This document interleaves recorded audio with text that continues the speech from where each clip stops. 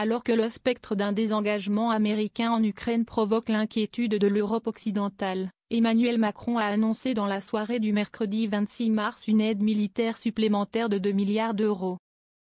Une assistance décrite comme une garantie de sécurité qui comprend des missiles anti-chars Milan, des moyens de défense aérienne comme des missiles Mika qui équipent les avions de chasse Mirage fournis à l'Ukraine, des missiles de défense solaire Mistral, des blindés VAB, des chars et MX-10 RC, de nombreuses munitions dont certaines téléopérées et des drones.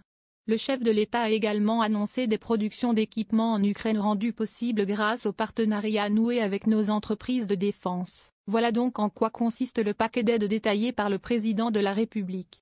Mais pour Marine Le Pen, c'en est trop.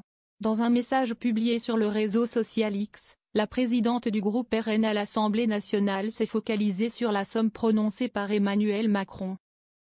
Dette de la France ce soir, 3 300 milliards d'euros plus 2, a-t-elle fustigé, tandis que plusieurs élus RN ont à la fois démontré leur réticence à aider Kiev et leur mécompréhension des mécanismes d'aide. Nos agriculteurs meurent à petit feu, nos hôpitaux manquent de tout, des millions de Français n'arrivent plus à se chauffer, des retraités vivent avec moins de 900 euros par mois. La dette publique atteint des sommets et menace gravement l'avenir de nos enfants, a grondé. Pourtant, et n'en déplaise au parti qui a du mal à se défaire d'une russophilie plus ou moins assumée, le paquet d'aide annoncé par Emmanuel Macron n'a, d'un point de vue comptable, rien à voir avec un alourdissement de la dette. Et pour une raison simple, cette assistance se fait par du remplacement d'anciens matériels de nos armées et par du nouveau matériel prévu par la loi de programmation militaire, détaille au HuffPost le cabinet du ministre des Armées.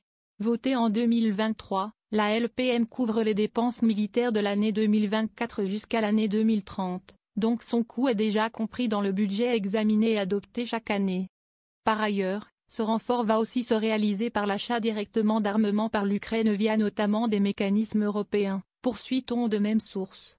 Il est donc faux d'affirmer que le chiffre annoncé par Emmanuel Macron va aggraver la dette.